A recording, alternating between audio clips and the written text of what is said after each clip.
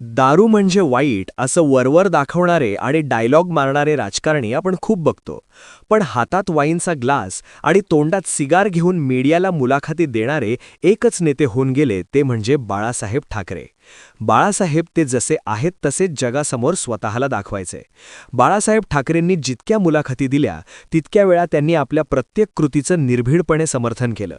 मग ते दारू पिण्याचा असो वा नॉनव्हेज खाण्याचा असो किंवा सिगार पिण्याचा असो, हातात सिगार असलेला बाळासाहेबांचा हा फोटो तुम्ही पाहिला असेलच. अशाच काही त्यांच्याबद्दलच्या खास गोष्टी आज मी तुम्हाला सांगणार आहे. बाळासाहेबांच्या सिगार आणि बियरची गोष्ट. मार्को पोलो, थ्री नन्स आणि हेनरी हे त्यांच्या आवडीचे सिगार ब्रँड्स होते. त्यांचे हे महागडे सिगार आणि पाईप्स त्यांचे मित्र परदेशातून आणून देत असायचे.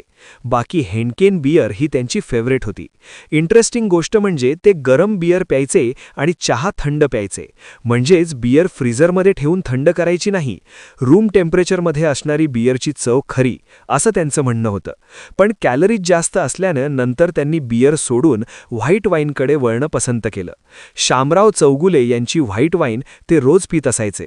चौगुल्यांच्या शॅम्पेनचे बाळासाहेब चाहते होते.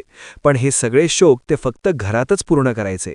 बाहेर पब्लिक प्लेसमध्ये सिगार फुंकणं किंवा वाईन पिणं त्यांना अजिबात आवडत नसायचं. बाळासाहेबांच्या आवडत्या डिशेसबद्दल सांगतो. बाळासाहेब खाण्याचे खूप मोठे शौकीन होते. त्यांना सर्वात जास्त घरगुती जेवण आवडायचं. त्यांच्या पत्नी मीनाताईंच्या हातचं महाराष्ट्रीयन जेवण आणि सीफूड तर त्यांचं आवडतं होतं. सुरुवातीच्या काळात त्यांना उत्तम जेवणाची खूप हौस होती. मुंबईतल्या टॉप रेस्टॉरंट्समधून जेवण ऑर्डर करून घरी आणून खात असायचे.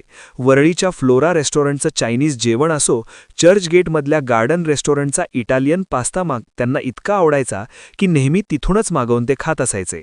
बाळासाहेब उत्तम कुक देखील होते. ते सूप, चीज, एग आणि क्रीम क्रॅकर बिस्किट्स खूप चांगले बनवतात, असं त्यांनी स्वतः इंटरव्ह्यूमध्ये सांगितलं होतं. मुलाखतींमध्ये ते स्वतःला खरा फूडी आहे असं समजायचे. पण त्यांच्या आयुष्यामध्ये राजकारण आलं आणि सगळंच बदललं. खाण्यापिण्याच्या सवयी काही प्रमाणामध्ये मागे पडल्या, पण वाईन आणि सिगार मात्र चालूच राहिली. नंतर आजारपणामुळे डॉक्टरांच्या सल्ल्याने नॉनव्हेज पूर्ण सोडलं आणि शुद्ध शाकाहारी झाले. मटणही त्यांचं खूप फेवरेट होतं. बाळासाहेबांच्या निधनानंतर त्यांचे कुटुंबीय मित्र अगस्ती कानेटकर यांनी एका मुलाखतीमध्ये असं सांगितलं होतं की मुंबईमध्ये आयोजित जैन धर्माच्या एका कार्यक्रमात सहभागी झाल्यानंतर बाळासाहेबांनी अचानक पूर्णपणे शाकाहारी होण्याचा निर्णय घेतला आणि शेवटपर्यंत त्यांनी तो पाहिलाही. मटण बिर्याणी, प्रॉम्फ्रेट मासे यांची जागा स्टीम फूड आणि भाताने घेतली. मसालेदार तिखट जेवणाला त्यांनी रामराम ठोकला. डाळ भात, भाजी आणि पोळ्या हे त्यांचं नियमित जेवण शेवटच्या काही काळांमध्ये राहिलं. पण त्यांची सिगार मात्र शेवटपर्यंत सुटलीच. जाता जाता बाळासाहेबांच्या चांदीच्या सिंहासनाची गोष्ट सांगतो. 2006 मधली गोष्ट आहे. शिर्डीतल्या साईबाबा मंदिरामध्ये साईबाबांसाठी चांदीऐवजी सोन्याचं सिंहासन ठेवण्याच्या ट्रस्टच्या प्रस्तावावर बाळासाहेबांनी विरोध दर्शवला होता. साईबाबा देवस्थानाच्या माध्यमातून जो पैसा जमा होतोय तो लोककल्याणासाठी वापरायला हवा. साईबाबांना सोन्याचं सिंहासन कशासाठी, असा प्रश्न सामनामधून उपस्थित केला होता. त्यावर लोकमत वर्तमानपत्राने थेट बाळासाहेबांना तुमच्या चांदीच्या सिंहासनाचे काय करायचे, असा थेट प्रश्न विचारलेला. विरोधकांनी स्वतः चांदीचं सिंहासन ठेवणारे शिवसेना प्रमुख ट्रस्टच्या या प्रस्तावाचा विरोध कसा करू शकतात, असा सवालही केला होता. बाळासाहेबांनी देखील खास ठाकरी शैलीमध्ये या प्रश्नाचं उत्तर दिलेलं. बाळासाहेबांनी आपलं चांदीचं सिंहासन लोकमतच्या संपादकांच्या कार्यालयात पाठवलं आणि सोबत हेही स्पष्ट केलं की शिवसेनेच्या मजूर संघटनेने, भारतीय कामगार सेनेने हे सिंहासन त्यांना भेट म्हणून दिलंय. ते संपूर्ण चांदीचं नाहीये तर लाकडाचं आहे आणि त्यावर फक्त चांदीचा पत्रा बसवलेला आहे. हा पत्रा देखील वारंवार निघतो म्हणून त्यावर आच्छादन घालून मी तो बसतो. माझ्या गोरगरीब शिवसैनिकांनी प्रेमाने दिलेली भेट आहे म्हणून मी त्यावर बसतो.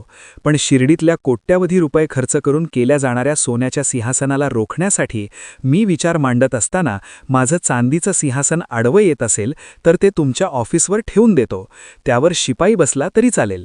बाळासाहेबांनी लोकमतच्या चिंचपोकळीच्या ऑफिसवर हे चांदीचं सिंहासन पाठवून दिलं आणि एकतच खळबळ उडाली. लोकमत समूहाने देखील बाळासाहेबांना सिंहासन सन्मानपूर्वक परत पाठवून दिलं आणि या वादावर पडदा पडला. बाळासाहेब खरंच एक वेगळंच व्यक्तिमत्व होते. त्यांच्या आवडीनिवडीमध्ये आणि राजकारणामध्ये एक चार्मिंगनेस आणि स्टाईल दिसायची. तुम्हाला हा किस्सा कसा वाटला? बाळासाहेबांचे असेच किस्से ऐकायचे असतील तर कमेंट करून नक्की सांगा आणि चॅनेलला सबस्क्राईब करायला विसरू नका.